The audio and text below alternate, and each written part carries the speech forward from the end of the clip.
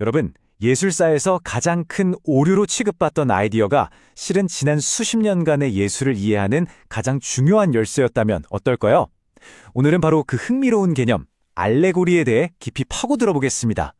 거의 200년 동안 알레고리는 예술의 적으로 여겨졌어요. 심지어 대문호 보르헤스마저도 견딜 수 없을 만큼 어리석다고 할 정도였으니까요. 정말 대단한 비판이죠. 그런데요, 비평가 크레이그 오웬스가 나타나서 판을 완전히 뒤집어 버립니다. 모두가 버린 이 알레고리라는 개념이야말로 포스트 모던 예술의 심장이라고 주장한 거죠. 아니, 어떻게 오류가 핵심이 될 수 있었을까요? 자, 이걸 이해하려면 우리가 알던 알레고리에 대한 생각부터 좀 바꿔야 합니다. 알레고리는 단순히 이 이야기는 이런 교훈을 담고 있습니다 하고 알려주는 딱지가 아니에요.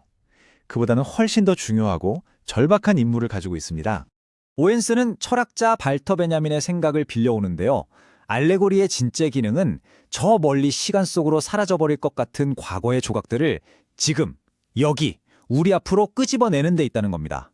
그러니까 우리가 지금 돌아보지 않으면 영원히 사라져버릴 것들 있잖아요. 알레고리는 바로 그런 것들을 어떻게든 붙잡으려는 필사적인 몸부림인 셈이죠. 그런데 왜 알레고리는 그렇게 오랫동안 미움을 받았을까요? 그건 알레고리의 오랜 라이벌, 바로 상징과의 싸움 때문이었습니다. 근대 미학은 상징을 사랑했습니다. 의미와 형태가 한 몸처럼 완벽하게 딱 들어맞는 상태? 그걸 최고로 쳤거든요. 반면에 알레고리는 어땠을까요? 왠지 억지로 의미를 갖다 붙인 것 같은 조잡하고 인위적인 것이라고 봤습니다. 상징은 이런 거예요. 예를 들어 비둘기를 보면 평화가 떠오르죠? 이 둘 사이에는 뭔가 아주 자연스럽고 필연적인 관계가 있는 것처럼 느껴지잖아요. 바로 그 느낌이 상징의 핵심입니다. 하지만 알레고리는 솔직해요. 사실 그 연결은 우리가 만든 거야 라고 인정하는 거죠. 해골이 죽음을 의미하는 건 그 둘 사이에 신비한 힘이 있어서가 아니라 우리가 그렇게 약속했기 때문이라는 거예요. 즉, 의미는 발견되는 게 아니라 만들어지는 겁니다. 베냐민은 우리가 세상을 보는 방식에 대해 아주 흥미로운 이야기를 하는데요. 아주 평범한 사물을 완전히 다른 것으로 바꿔버리는 특별한 시선이 있다는 겁니다. 그는 이걸 우울의 시선이라고 불렀어요. 이 시선으로 사물을 바라보면 그 사물이 원래 가지고 있던 생명력이나 의미가 싹 빠져나가 버립니다. 말 그대로 텅 빈 껍데기만 남게 되는 거죠.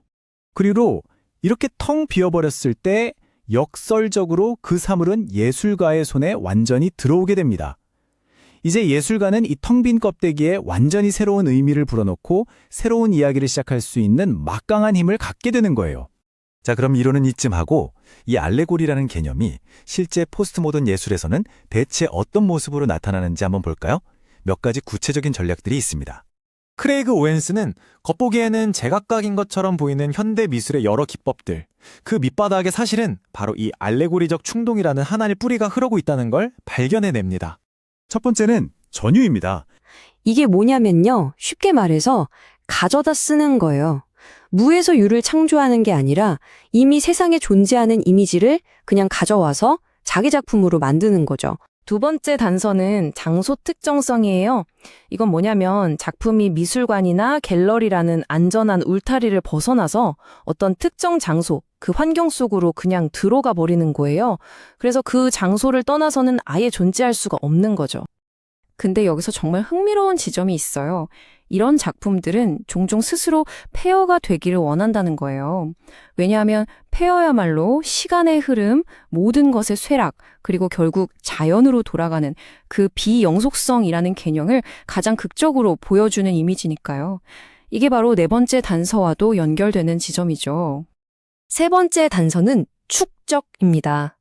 이건 마치 하나의 거대한 그림을 딱 그리는 게 아니라 레고 조각 같은 의미의 파편들을 그냥 계속 쌓아 올리는 거예요. 하나, 그리고 또 하나, 또 하나. 어디가 끝인지도 모르게 어찌 보면 좀 강박적으로요. 자, 그럼 지금까지 나온 단서들을 한번 모아볼까요? 이 모든 단서들이 놀랍게도 단 하나의 개념을 가리키고 있습니다. 그건 바로 알레고리입니다. 이 모든 예술적인 시도들의 근원에는 바로 이 알레고리적 충동이 자리하고 있었던 거죠. 알레고리라는 말 어원은 다르게 말하다라는 뜻이에요. 말 그대로 겉으로 보이는 것과 속뜻이 다른 거죠. 우리가 흔히 아는 이솝우화처럼 동물 이야기를 하면서 사실은 인간 세상에 대해 이야기하는 것, 바로 그런 게 알레고리입니다. 하나의 이미지 위에 또 다른 의미를 겹쳐서 보여주는 방식이라고 생각하시면 돼요.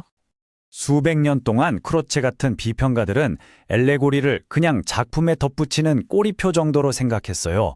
진짜 예술과는 상관없는 나중에 떼어내도 그만인 부수적인 장식품처럼 말이죠. 하지만 베냐민은 그게 아니라고 말합니다. 알레고리는 그냥 덧붙이는 게 아니라 세상을 바라보는 방식 그 자체라는 거죠.